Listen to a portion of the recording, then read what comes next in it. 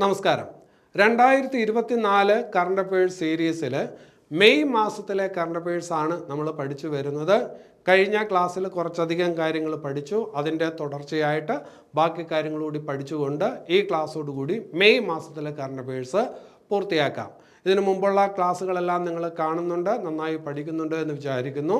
നമുക്ക് ക്ലാസ്സിനകത്തോട്ട് വരാം. ഞാൻ അജിത് സുമേരു. ഏവർക്കും ആസ്ഥ അക്കാഡമിയിലേക്ക് സ്വാഗതം.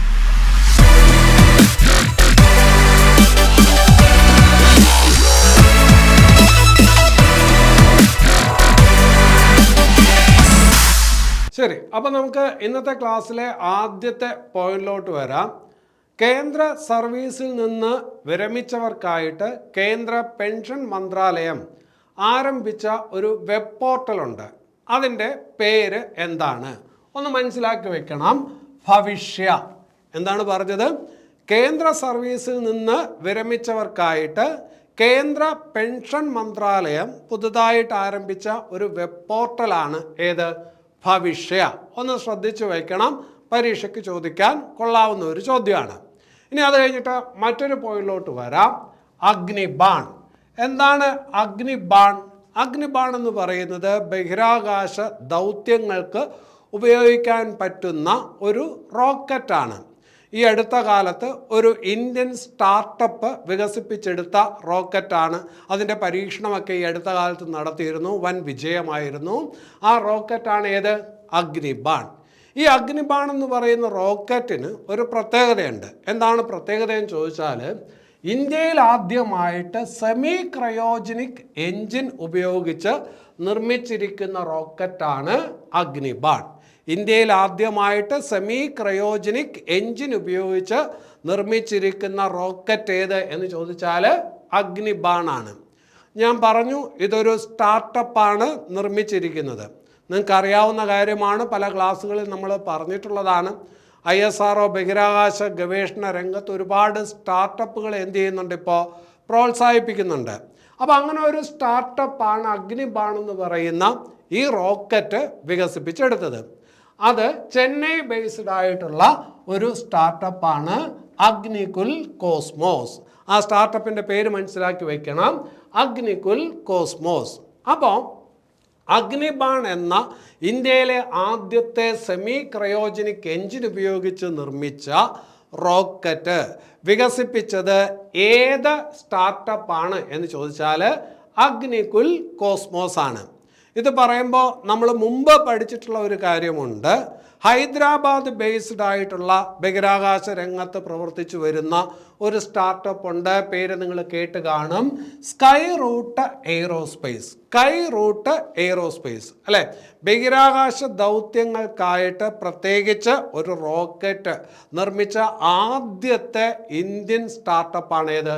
Sky root Aerospace. പറയുമ്പോൾ ആശയക്കുഴപ്പം വരരുത്. അഗ്നിബാൺ എന്ന് പറയുന്നതും എന്താണ്? ബഹിരാകാശ ദൗത്യങ്ങൾക്ക് ഉപയോഗിക്കാൻ പറ്റുന്ന റോക്കറ്റാണ്. പക്ഷെ ആ റോക്കറ്റിന് മുമ്പ് തന്നെ സ്കൈ റൂട്ട് എയ്റോസ്പേസ് ഒരു റോക്കറ്റ് വികസിപ്പിച്ചിട്ടുണ്ട്.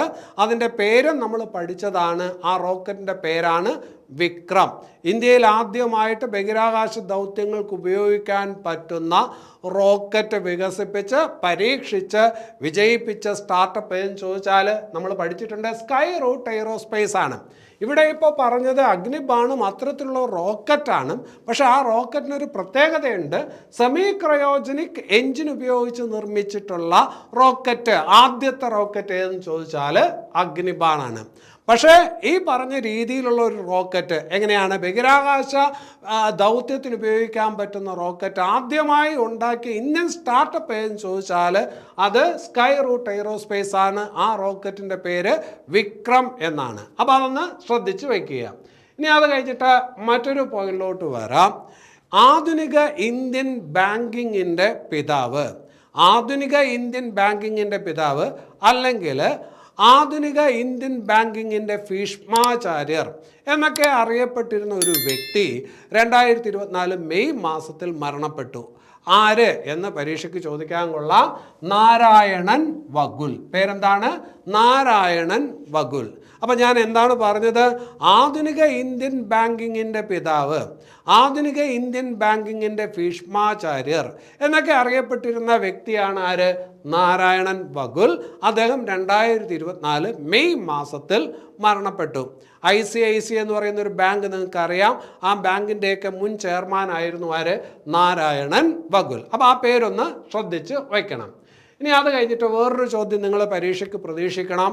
ഇനിയുള്ള കാലത്ത് നടക്കാൻ പോകുന്ന പരീക്ഷകൾക്കെല്ലാം ഈ ചോദ്യം തീർച്ചയായിട്ടും ഒരു വിധത്തിൽ അല്ലെങ്കിൽ മറ്റൊരു വിധത്തിൽ ഉണ്ടായിരിക്കും. ചാബഹാർ തുറമുഖം ഏത് രാജ്യത്താണ്? ചാബഹാർ തുറമുഖം ഏത് രാജ്യത്താണ് എന്ന് ചോദിച്ചാൽ ചാബഹാർ തുറമുഖം ഇറാനിലാണ്. ഇത് ഈ അടുത്ത കാലത്ത് വാർത്തയിൽ വന്നിരുന്നു. ഈ തുറമുഖം, അതായത് ഇന്ത്യയും ഇറാനുമായിട്ട് ഒരു ധാരണാപത്രം ഒപ്പിട്ടിട്ടുണ്ട്. അതിൻ്റെ അടിസ്ഥാനത്തിൽ ഈ തുറമുഖത്തിൻ്റെ, ചാബഹാർ തുറമുഖത്തിൻ്റെ അടുത്ത 10 വർഷത്തേക്കുള്ള മേൽനോട്ടവും അതിൻ്റെ വികസനവുമൊക്കെ ഇനി ആരുടെ കയ്യിലായിരിക്കും? ഇന്ത്യയുടെ കയ്യിലായിരിക്കും. അപ്പോൾ ഇന്ത്യക്ക് പുറത്ത് ഇന്ത്യയുടെ നിയന്ത്രണത്തിലുള്ള ഒരു തുറമുഖമായിട്ട് ഏത് മാറുകയാണ്? ചാബഹാർ തുറമുഖം മാറുകയാണ്. അപ്പോൾ അത് ഏത് രാജ്യത്താണ്? ഇറാനിലാണ്. ഒരുപാട് രാഷ്ട്രീയ പ്രാധാന്യം ആ തുറമുഖത്തിനുണ്ട്.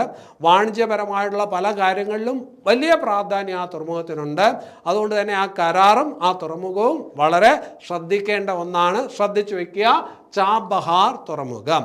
അപ്പോൾ 2024 ഇറാനുമായിട്ട് ഏത് തുറമുഖത്തിൻ്റെ മേൽനോട്ടത്തിനുള്ള കരാറിലാണ് ഇന്ത്യ ഒപ്പിട്ടത് എന്ന് പരീക്ഷയ്ക്ക് ചോദിച്ചാൽ ചാബഹാർ തുറമുഖമാണ്. ഇനി അത് കഴിഞ്ഞിട്ട് വേറൊരു തുറമുഖത്തിലോട്ട് വരാം. കങ്കേശൻ തുറൈ തുറമുഖം. ഈ കങ്കേശൻ തുറൈ തുറമുഖം ഏത് രാജ്യത്താണ് എന്ന് ചോദിച്ചാൽ ശ്രീലങ്കയിലാണ്. എന്തുകൊണ്ടാണ് കങ്കേശൻ തുറമുഖത്തിനൊരു പ്രാധാന്യം വന്നത്? ശ്രീലങ്കയിലുള്ള കങ്കേശൻ തുറമുഖം നവീകരിക്കുന്നതിന് വേണ്ടിയിട്ട് ഇന്ത്യ ധനസഹായം നൽകുന്നുണ്ട്. അപ്പോൾ അത് വാർത്തയിൽ വന്ന കാര്യമാണ്. അപ്പോൾ ശ്രീലങ്കയിലെ ഏത് തുറമുഖത്തിൻ്റെ നവീകരണത്തിനായിട്ടാണ് ഇന്ത്യ ധനസഹായം നൽകുന്നത് എന്ന് ചോദിച്ചാൽ കങ്കേശൻ തുറൈ തുറമുഖം. തുറമുഖത്തിൻ്റെ കാര്യമാണ് പറഞ്ഞത്. കഴിഞ്ഞ ക്ലാസ്സിൽ നമ്മൾ വേറൊരു കാര്യം പഠിച്ചിട്ടുണ്ട്. ഇന്ത്യയിലെ ആദ്യത്തെ ട്രാൻസ്ഷിപ്മെൻറ്റ് തുറമുഖം. ഇന്ത്യയിലെ ആദ്യത്തെ ട്രാൻസ്ഷിപ്മെൻറ്റ് തുറമുഖം ഏതാണ്? അത് വിഴിഞ്ഞം തുറമുഖമാണ്. ശ്രദ്ധിച്ച് വയ്ക്കണം. ഇനി അത് കഴിഞ്ഞിട്ട് നമുക്കറിയാം, നമ്മുടെ രാജ്യത്ത് ഡിജിറ്റൽ പേയ്മെൻറ്റ് സംവിധാനം വളരെ കാര്യക്ഷമമായിട്ട് പോകുന്നുണ്ട്, അല്ലേ? 140 കോടി ജനങ്ങളുള്ള ഒരു രാജ്യമാണ്. അതിൽ ഭൂരിഭാഗവും പട്ടിണിപ്പാവങ്ങളാണ്. അങ്ങനെ ഒരു രാജ്യത്ത് ഡിജിറ്റൽ പേയ്മെൻറ്റ് സംവിധാനമൊക്കെ വളരെ സുഗമമായിട്ട് നടന്നു പോകുന്നത് ലോകരാജ്യങ്ങൾക്ക് തന്നെ ഒരത്ഭുതമാണ്. അതിന് നേതൃത്വം കൊടുക്കുന്നത് നാഷണൽ പേയ്മെൻറ്റ് കോർപ്പറേഷൻ ഓഫ് ഇന്ത്യയാണ്. UPI ഇടപാട്, ഇന്ത്യയിലെ UPI ഇടപാടുകൾക്കൊക്കെ നേതൃത്വം കൊടുക്കുന്നത് നാഷണൽ പേയ്മെൻറ്റ് കോർപ്പറേഷൻ ഓഫ് ഇന്ത്യയാണ്. ഇപ്പോൾ ഇതിനകത്തോട്ട് വന്നതിനുള്ള ഒരു കാര്യം, ഈ അടുത്ത കാലത്ത് ഒരു ആഫ്രിക്കൻ രാജ്യം ഇന്ത്യയിലെ ഇതേ ഡിജിറ്റൽ പേയ്മെൻറ്റ് സംവിധാനം അവരുടെ രാജ്യത്തും വേണമെന്ന് ആഗ്രഹിച്ചുകൊണ്ട് നാഷണൽ പേയ്മെൻറ്റ് കോർപ്പറേഷൻ ഓഫ് ഇന്ത്യയുമായിട്ട് ഒരു കരാറുണ്ടാക്കി. ഏത് രാജ്യമാണ് കരാറുണ്ടാക്കിയത്? ഏത് ആഫ്രിക്കൻ രാജ്യമാണ് കരാറുണ്ടാക്കിയത് എന്ന് പരീക്ഷയ്ക്ക് ചോദിച്ചാൽ അതിൻ്റെ ഉത്തരം നമീബിയയാണ്. അപ്പോൾ ഡിജിറ്റൽ പേയ്മെൻറ്റ് സംവിധാനം നടപ്പിലാക്കുന്നതിന് വേണ്ടിയിട്ട് നാഷണൽ പേയ്മെൻറ്റ് കോർപ്പറേഷൻ ഓഫ് ഇന്ത്യയുമായി കരാർ ഒപ്പിട്ട ആഫ്രിക്കൻ രാജ്യം ഏതെന്ന് ചോദിച്ചാൽ ഏതാണ്? നമീബിയയാണ്. ശ്രദ്ധിച്ച് വയ്ക്കണം. ഇനി അത് കഴിഞ്ഞിട്ട് തെലങ്കാനയുടെ ഔദ്യോഗിക ഗാനമാണ് ജയ ജയ ഹേ തെലങ്കാന. തെലങ്കാനയുടെ ഔദ്യോഗിക ഗാനമാണ് ജയ ജയ ഹേ തെലങ്കാന. തെലങ്കാനയുടെ ഈ ഔദ്യോഗിക ഗാനത്തിന് സംഗീതം നിർവഹിച്ചിരിക്കുന്നത് ഇന്ത്യയിലെ, ലോകത്തിലെ തന്നെ വളരെ പ്രസിദ്ധനായിട്ടുള്ള സംഗീതജ്ഞനാണ്. ആര് എന്ന് ചോദിച്ചാൽ M കീരവാണിയാണ്. അപ്പോൾ തെലങ്കാനയുടെ ഔദ്യോഗിക ഗാനമായ ജയ ജയ ഹേ തെലങ്കാനയ്ക്ക് സംഗീതം നൽകിയിരിക്കുന്നത് ആര് എന്ന് ചോദിച്ചാൽ M കീരവാണിയാണ്. അപ്പോൾ അത് ശ്രദ്ധിച്ചു വയ്ക്കണം. ഇനി അത് കഴിഞ്ഞിട്ട് മറ്റൊരു ഭാഗത്തോട്ട് വരാം.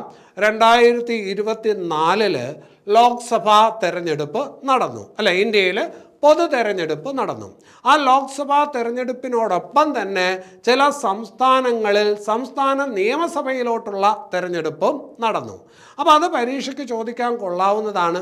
2024 ലോക്സഭാ തെരഞ്ഞെടുപ്പിനോടൊപ്പം തന്നെ സംസ്ഥാന നിയമസഭയിലേക്കും തെരഞ്ഞെടുപ്പ് നടന്നത് ഏതൊക്കെ സംസ്ഥാനങ്ങളിലാണ് എന്ന് ചോദിക്കാൻ കൊള്ളാം. അതിനകത്ത് പ്രസ്താവന രീതിയിലൊക്കെ തരാനായിട്ടൊക്കെ പറ്റും. അപ്പോൾ അതൊന്ന് ശ്രദ്ധിച്ചു വെക്കണം.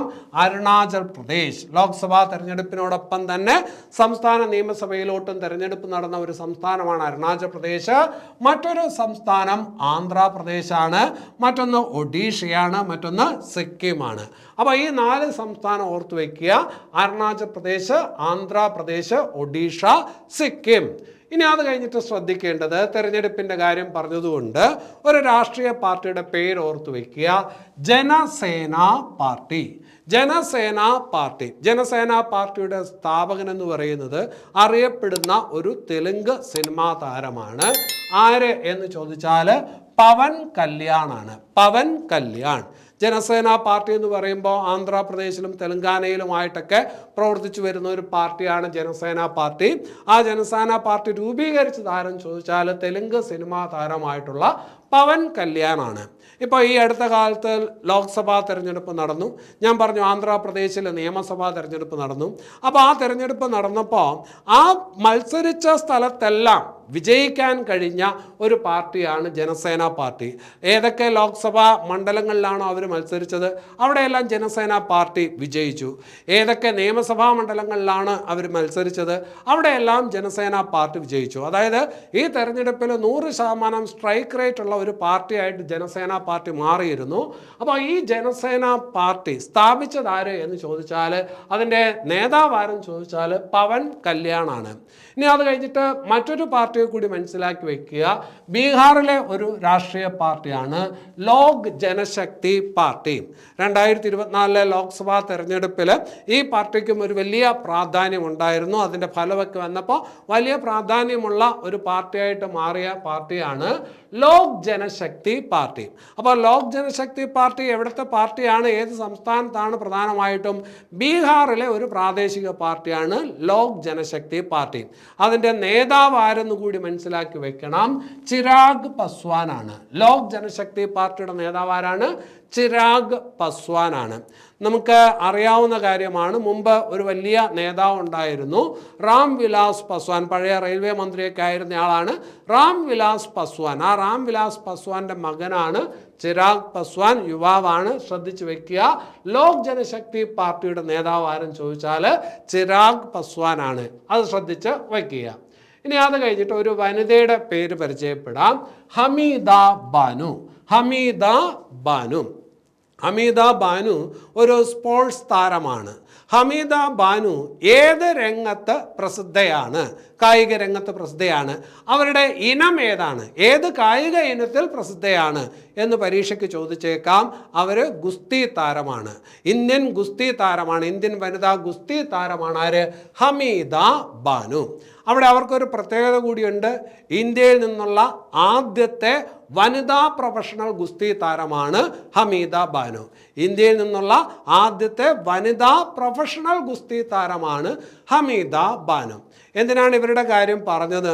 2024 ഗൂഗിൾ ഡൂഡിലൂടെ ആദരിക്കപ്പെട്ട ഇന്ത്യൻ വനിതാ ഗുസ്തി താരമാണ് ആര്? ഹമീദ ബാനു. 2024 ഗൂഗിൾ ഡൂഡിലൂടെ ആദരിക്കപ്പെട്ട ഇന്ത്യൻ വനിതാ ഗുസ്തി താരമാണ് ഹമീദ ബാനു. ഗൂഗിളിൽ നമ്മൾ ഓരോന്ന് സെർച്ച് ചെയ്യുമ്പോൾ ഒരു സ്ഥലത്തോട്ട് പോകത്തില്ലേ, അവിടെ ചില സമയത്തൊക്കെ നോക്കുമ്പോഴത്തേക്കും ചിലരുടെ ചിത്രങ്ങളൊക്കെ കൊടുത്തേക്കും. ആരോടെങ്കിലുമുള്ള ആദരസൂചകമായിട്ടായിരിക്കും അങ്ങനെ കൊടുക്കുന്നത്. അങ്ങനെ ഗൂഗിൾ ഡൂഡിലൂടെ ആദരിക്കപ്പെട്ട 2024 ആദരിക്കപ്പെട്ട ഇന്ത്യൻ വനിതാ ഗുസ്തി താരമാരെന്ന് ചോദിച്ചാൽ ഹമീദ ബാനു ആണ്. ഇനി അത് കഴിഞ്ഞിട്ട് വേറൊരു ഭാഗത്തോട്ട് വരാം. 2023-24 സീസണിലെ ISL ഫുട്ബോൾ കിരീടം നേടിയത് ഏത് ടീമാണ്?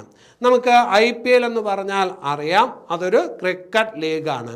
അതേ മാതൃകയിൽ ഇന്ത്യയിൽ നടക്കുന്ന ഒരു ഫുട്ബോൾ ലീഗാണ് ഏത്? ISL അഥവാ ഇന്ത്യൻ സൂപ്പർ ലീഗ്. ഫുട്ബോളുമായി ബന്ധപ്പെട്ടിരിക്കുന്ന ഒരു ടൂർണമെൻ്റാണ്. അപ്പോൾ 2023-24 ISL കിരീടം നേടിയത് ഏത് ടീമാണ് എന്ന് ചോദിച്ചാൽ മുംബൈ സിറ്റി FC ആണ്. മുംബൈ സിറ്റി FC ആണ്. ISL ടൂർണമെൻറ്റിൽ കേരളത്തിൻ്റെ ഒരു ക്ലബ്ബുണ്ട്, ഏതാണ്? കേരള ബ്ലാസ്റ്റേഴ്സ് അല്ലേ? അവരൊക്കെ മത്സരിച്ച ഒരു എന്താണ് ലീഗാണ്. അതിൽ കിരീടം നേടിയത് മുംബൈ സിറ്റി FC ആണ്. അപ്പോൾ 2023-24 സീസണിൽ ISL കിരീടം നേടിയത് ഏത് ടീമാണെന്ന് ചോദിച്ചാൽ മുംബൈ സിറ്റി FC ആണ്. ഇനി അത് കഴിഞ്ഞിട്ട് വേറൊരു വനിതയെ പരിചയപ്പെടാം, ആശാ ശോഭന. ഈ പേര് നിങ്ങൾ കേട്ടിട്ടുണ്ട് അല്ലേ? ഇന്ത്യൻ 2020 ക്രിക്കറ്റ് ടീമിലോട്ട് തിരഞ്ഞെടുക്കപ്പെട്ട ആദ്യ മലയാളിയാണ് മിന്നുമണി എന്ന് പഠിച്ചിട്ടുണ്ട്. അതിനുശേഷം സജീന സജീവനും അതുപോലെ തന്നെ ആശാ ശോഭനയും ഇന്ത്യൻ വനിതാ 2020 ക്രിക്കറ്റ് ടീമിലോട്ട് തിരഞ്ഞെടുക്കപ്പെട്ടിട്ടുണ്ട് എന്ന് നമ്മൾ നേരത്തെ പഠിച്ചിട്ടുണ്ട്. എന്നിട്ട് നമ്മൾ പ്രത്യേകം എടുത്തു പറഞ്ഞതാണ് മിന്നുമണി IPL ഏത് ക്ലബിന് വേണ്ടിയിട്ടാണ് കളിക്കുന്നത്? മിന്നുമണി കളിക്കുന്നത് ഡൽഹി ക്യാപിറ്റൽസിന് വേണ്ടിയിട്ടാണെന്ന് പറഞ്ഞിട്ടുണ്ട്. അതുപോലെ സജന സജീവൻ കളിക്കുന്നത് മുംബൈ ഇന്ത്യൻസിന് വേണ്ടിയിട്ടാണെന്ന് പറഞ്ഞിട്ടുണ്ട്. ആശാ ശോഭന റോയൽ ചലഞ്ചേഴ്സ് ബാംഗ്ലൂർ ക്ലബിന് വേണ്ടിയിട്ടാണ് കളിക്കുന്നതെന്ന് നമ്മൾ നേരത്തെ പഠിച്ചിട്ടുണ്ട്. അതൊക്കെ ശ്രദ്ധിച്ച് വയ്ക്കണം, പരീക്ഷയ്ക്ക് ചോദിക്കുന്ന പോയിന്റുകളാണ്. ഇവിടെ ഇപ്പോൾ ആശാ ശോഭനയുടെ കാര്യം പറഞ്ഞത് വേറൊരു കാര്യം നിങ്ങളുടെ മനസ്സിലോട്ട് കൊണ്ടുവരുന്നതിന് വേണ്ടിയിട്ടാണ്. ഇന്ത്യൻ വനിതാ ക്രിക്കറ്റ് ടീമിലോട്ട് തിരഞ്ഞെടുക്കപ്പെട്ട ഏറ്റവും പ്രായമുള്ള വനിത. ഇതുവരെയുള്ള ഇന്ത്യൻ ക്രിക്കറ്റ് ടീമിൻ്റെ വനിതാ ക്രിക്കറ്റ് ടീമിൻ്റെ ചരിത്രം പരിശോധിച്ചാൽ ഇന്ത്യൻ വനിതാ ക്രിക്കറ്റ് ടീമിലോട്ട് തിരഞ്ഞെടുക്കപ്പെട്ട ഏറ്റവും പ്രായമുള്ള വനിത ആര് എന്ന് ചോദിച്ചാൽ മലയാളി ആയിട്ടുള്ള ആശാ ശോഭനയാണ്. ശ്രദ്ധിച്ച് വായിക്കണം.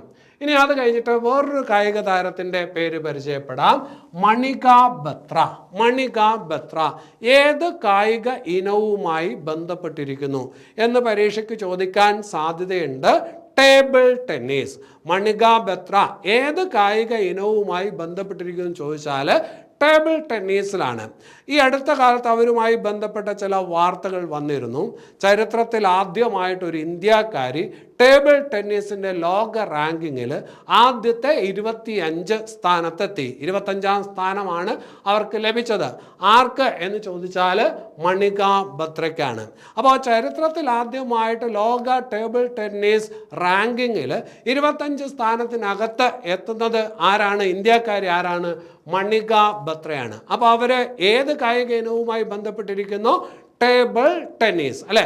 ഹമിദ ബാനു ഗുസ്തി താരമാണ്. ശരി, ഇനി അത് കഴിഞ്ഞിട്ട് നമുക്കറിയാവുന്ന കാര്യമാണ് ലോക പത്രസ്വാതന്ത്ര്യ ദിനം. ലോക പത്രസ്വാതന്ത്ര്യ ദിനം അല്ലെങ്കിൽ ലോക മാധ്യമ സ്വാതന്ത്ര്യ ദിനമായിട്ട് ആചരിക്കുന്ന ദിവസം ഏതെന്ന് നമുക്ക് എല്ലാവർക്കും അറിയാം. മെയ് മാസം 3-ാം തീയതിയാണ്. മെയ് 3 ലോക പത്ര സ്വാതന്ത്ര്യ ദിനം അല്ലെ? നമുക്കറിയാവുന്നതാണ്.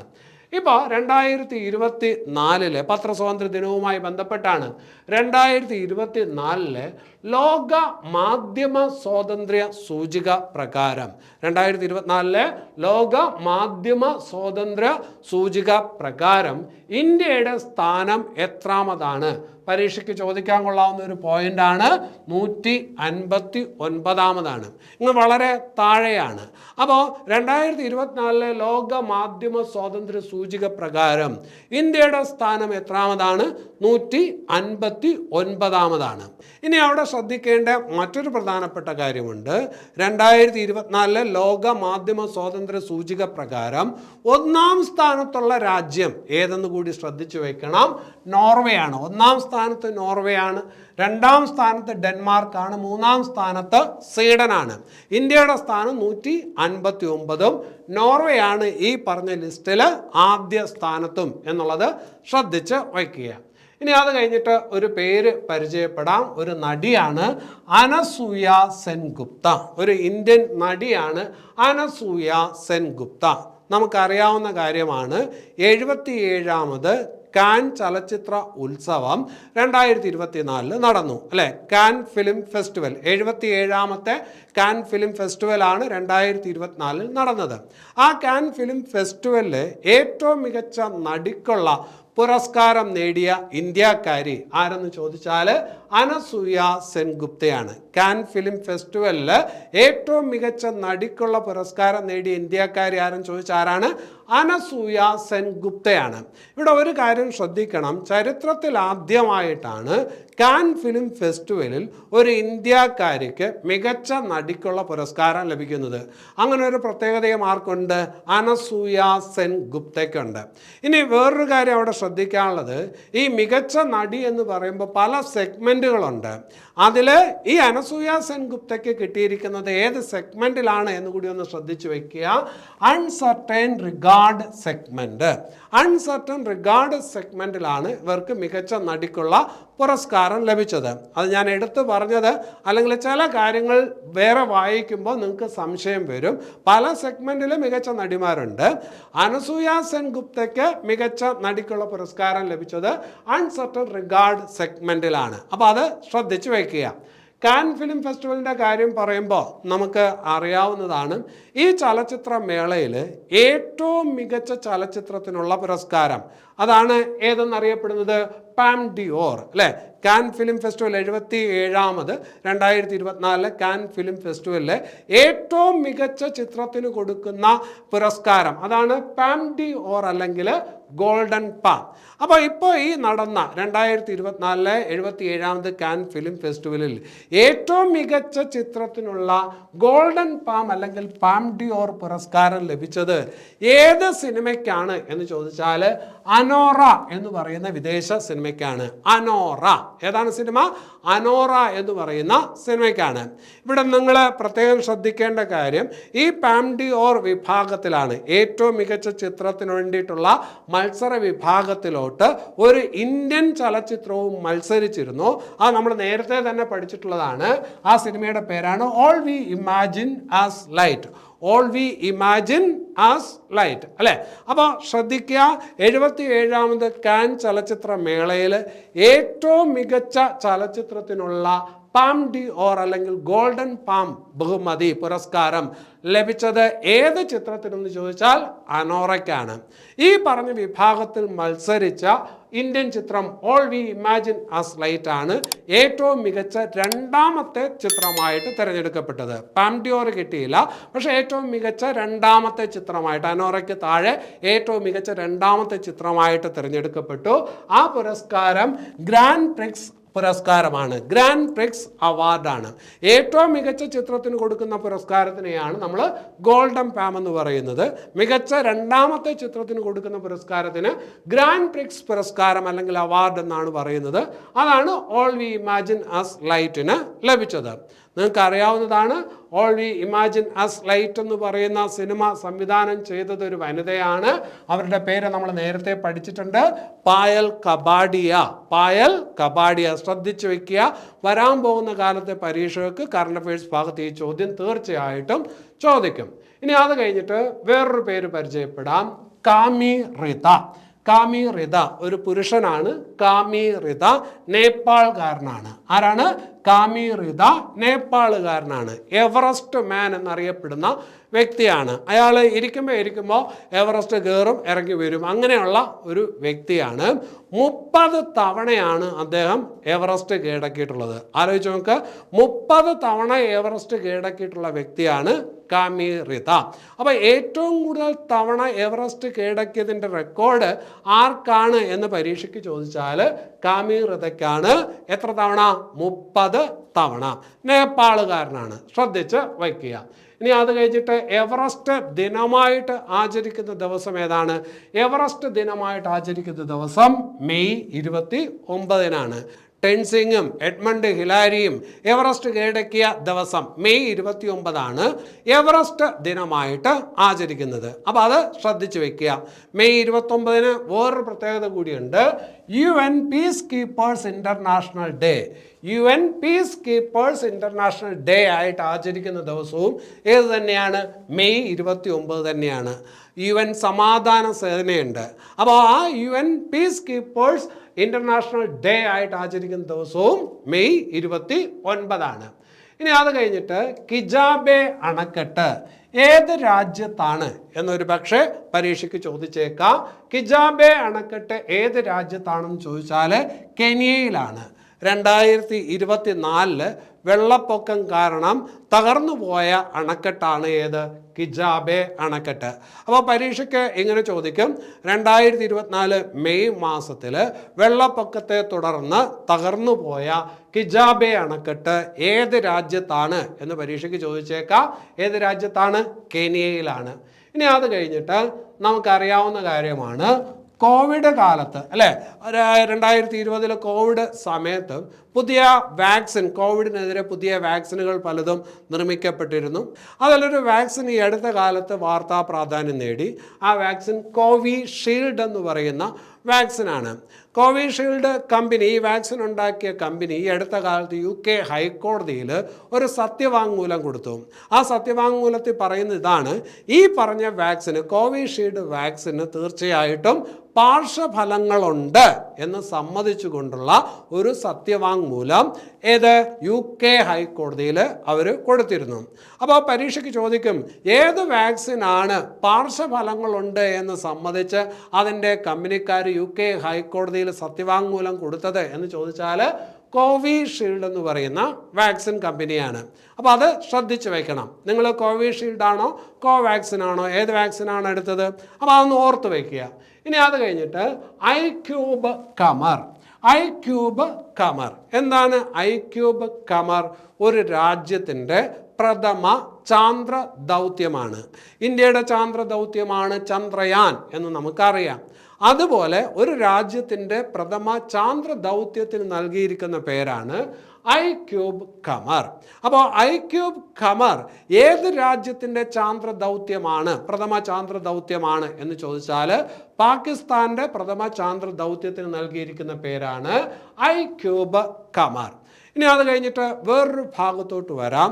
വാർത്തകളിൽ നിറഞ്ഞു നിന്ന ഒരു കാര്യമാണ്, 2024 മെയ് മാസത്തിൽ ഒരു രാജ്യത്തിൻ്റെ പ്രസിഡന്റ് ഹെലികോപ്റ്റർ അപകടത്തിൽ കൊല്ലപ്പെട്ടു. ഒരു രാജ്യത്തിൻ്റെ പ്രസിഡന്റ് ഹെലികോപ്റ്റർ അപകടത്തിൽ കൊല്ലപ്പെട്ടു. അപ്പോൾ 2024 മെയ് മാസത്തിൽ ഹെലികോപ്റ്റർ അപകടത്തിൽ കൊല്ലപ്പെട്ടത് ഏത് രാജ്യത്തിൻ്റെ പ്രസിഡന്റ് ആണ് എന്ന് ചോദിച്ചാൽ ഇറാൻ്റെ പ്രസിഡന്റാണ്. നിങ്ങൾക്ക് അറിയാവുന്ന കാര്യമാണ്, ഇറാൻ്റെ പ്രസിഡന്റാണ്. അദ്ദേഹത്തിൻ്റെ പേരെന്താണ്? Ebrahim Raisi. ഇബ്രാഹിം റൈസി അല്ലേ. അപ്പോൾ 2024 ഹെലികോപ്റ്റർ അപകടത്തിൽ കൊല്ലപ്പെട്ട ഇബ്രാഹിം റൈസി ഏത് രാജ്യത്തിൻ്റെ പ്രസിഡന്റ് ആയിരുന്നു എന്നായിരിക്കും ചോദ്യം. ഏത് രാജ്യത്തിൻ്റെയാണ്? ഇറാൻ്റെ അല്ലേ. ചാബഹാർ തുറമുഖം ഏത് രാജ്യത്താണ്? ഇറാനിലാണ്. ശ്രദ്ധിച്ചു വയ്ക്കുക. ഇനി അത് കഴിഞ്ഞിട്ട് 4ാമത് അന്താരാഷ്ട്ര ആണവ സുരക്ഷാ സമ്മേളനത്തിന് വേദിയായ നഗരം അല്ലേ. വളരെ പ്രധാനപ്പെട്ട ഒരു പോയിന്റാണ്. 4ാമത് അന്താരാഷ്ട്ര ആണവ സുരക്ഷാ സമ്മേളനത്തിന് വേദിയായ നഗരം ഏതെന്ന് ചോദിച്ചാൽ വിയന്നയാണ്. എവിടെയാണ്? വിയന്ന. ഓസ്ട്രിയ എന്ന് പറയുന്ന രാജ്യത്തിൻ്റെ തലസ്ഥാനമാണ് ഏത്? വിയന്ന. ഹിറ്റ്ലർ ജനിച്ചത് വിയന്നയിലാണ്, നമ്മൾ പഠിച്ചിട്ടുണ്ട് ഒരു ക്ലാസ്സിനകത്ത്.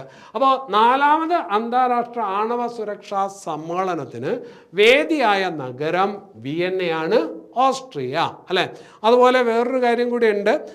ഐക്യരാഷ്ട്ര സംഘടനയുടെ ആണവ ഊർജ ഏജൻസിയാണ് ഏത്? ഇൻ്റർനാഷണൽ അറ്റോമിക് എനർജി ഏജൻസി അല്ലേ. IAEA, international atomic energy agency. ഈ IAEAയുടെ, അതായത് ഇൻ്റർനാഷണൽ അറ്റോമിക് എനർജി ഏജൻസിയുടെ ആസ്ഥാനവും എവിടെയാണ്? വിയന്നയിലാണ്. ഈ സമ്മേളനം നടത്തിയതാരാണ്?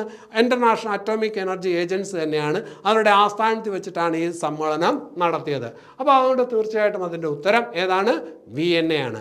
അപ്പോൾ കഴിഞ്ഞ 2 ക്ലാസ്സുകളിലായിട്ട് 2024 മെയ് മാസത്തിലെ വളരെ പ്രധാനപ്പെട്ട പോയിന്റുകൾ മാത്രമാണ് അവതരിപ്പിച്ചത്. അത് എന്തുകൊണ്ട് അങ്ങനെ അവതരിപ്പിച്ചു എന്ന് ചോദിച്ചാൽ മറ്റു ചില കാര്യങ്ങളും കൂടിയൊക്കെ പറയാനായിട്ട് പറ്റും. പക്ഷെ അത് പറയുമ്പോൾ വളരെ പ്രധാനപ്പെട്ട കാര്യങ്ങൾ മുങ്ങിപ്പോകുന്നു എന്ന് തോന്നിയത് കൊണ്ടാണ്. അപ്പോൾ ഇത് തീർച്ചയായിട്ടും ശ്രദ്ധിക്കേണ്ടതും പഠിക്കേണ്ടതും എപ്പോഴും മനസ്സിൽ നിർത്തേണ്ടതുമായിട്ടുള്ള കാര്യങ്ങളാണ്. നന്നായിട്ട് പഠിക്കുക. ക്ലാസ്സിനകത്ത് പറയാൻ പറ്റാതെ പോയ ചില കാര്യങ്ങളുണ്ട്, തീർച്ചയായിട്ടും അത് നോട്ടിനകത്ത് ഉൾക്കൊള്ളിച്ചേക്കാം. നോട്ട് നിങ്ങൾക്ക് ടെലഗ്രാം ചാനലിൽ നിന്ന് കിട്ടും, അല്ലെങ്കിൽ ആസ്ഥ അക്കാഡമിയുടെ ആപ്പിലൂടെ ലഭിക്കും. ഇനി അത് കഴിഞ്ഞിട്ട് വേറൊരു കാര്യം പറയാനുള്ളത്, 2022, 2023, 2024 വർഷങ്ങളിലെ പ്രധാനപ്പെട്ട കറണ്ട് അഫയേഴ്സ് കാര്യങ്ങളെല്ലാം ഉൾക്കൊള്ളിച്ചുകൊണ്ട് ആസ്ഥ അക്കാഡമി ഒരു പുസ്തകം തയ്യാറാക്കിയിട്ടുണ്ട്. 200 പേജുകളാണ് പുസ്തകത്തിനുള്ളത്. 100 രൂപയാണ് വില. പെട്ടെന്ന് പഠിച്ചു പോകാൻ പറ്റുന്ന വിധത്തിൽ തയ്യാറാക്കിയുള്ള പുസ്തകമാണ്. വളരെ പ്രധാനപ്പെട്ട കറണ്ട് അഫയേഴ്സ് ചോദ്യങ്ങൾ മാത്രമാണ് അതിനകത്ത് ഉൾക്കൊള്ളിച്ചിട്ടുള്ളത്. ആ പുസ്തകം തീർച്ചയായിട്ടും നിങ്ങൾക്ക് ഉപകാരപ്പെടും. വരുന്ന പരീക്ഷകൾക്ക് ആ പുസ്തകത്തിൽ നിന്ന് ഒരുപാട് ചോദ്യങ്ങളുണ്ടാവും. അപ്പോൾ ആ പുസ്തകം ആവശ്യമുള്ളവർ ഞാൻ ഈ പറയുന്ന നമ്പറിലോട്ട് കോൺടാക്റ്റ് ചെയ്യുക. നമ്പർ 97 45 46 47 97. നമ്പർ ഒരിക്കൽ കൂടി പറയാം, 97 45 46 47 97. എളുപ്പം ഓർക്കാൻ പറ്റുന്ന നമ്പറാണ്. 45 46 47 എന്ന് എഴുതുക, ആദ്യം അവസാനവും 97 കൊടുക്കുക. അപ്പോൾ ഈ നമ്പറിലോട്ട് വിളിച്ചു കഴിഞ്ഞാൽ ഞങ്ങളുടെ പുസ്തകം പോസ്റ്റലായിട്ട് അയച്ചു തരും. 3-4 ദിവസത്തിനകത്ത് നിങ്ങൾക്ക് കിട്ടും. വില 100 രൂപയാണ്. പോസ്റ്റൽ ചാർജ് ഉൾപ്പെടെയുള്ള വിലയാണ്. പിന്നെ അത് കഴിഞ്ഞിട്ട് ഈ വീഡിയോ ഒക്കെ ചെയ്യുന്നതിന് അതിൻ്റേതായിട്ടുള്ള ഒരു എഫർട്ടുണ്ട്, നിങ്ങളിപ്പോൾ കണ്ടുകൊണ്ടിരിക്കുന്നുണ്ട്. അപ്പോൾ ഈ വീഡിയോ കാണുമ്പോൾ തീർച്ചയായിട്ടും വീഡിയോ കണ്ടു കഴിഞ്ഞാൽ നിങ്ങൾക്ക് ഇഷ്ടപ്പെട്ടുവെങ്കിൽ ലൈക്ക് ചെയ്യാനും ഈ വീഡിയോ ഷെയർ ചെയ്യാനും മടിക്കരുത്. അതൊക്കെയാണ് നിങ്ങളുടെ ഭാഗത്തുനിന്ന് ഞങ്ങൾക്ക് കിട്ടുന്ന പ്രോത്സാഹനം. അപ്പോൾ അത് ചെയ്യും എന്ന് കരുതുന്നു. നമുക്ക് ജൂൺ മാസത്തിലെ കറണ്ട് അഫയേഴ്സാണ് ഇനി പഠിക്കാനുള്ളത്. വളരെ പെട്ടെന്ന് തന്നെ ജൂൺ മാസത്തിലെ കറണ്ട് അഫയേഴ്സ് അപ്ലോഡ് ചെയ്യാം. അപ്പോൾ ഈ വീഡിയോ ഇവിടെ അവസാനിക്കുന്നു. എല്ലാവർക്കും നല്ലത് വരട്ടെ. നന്ദി.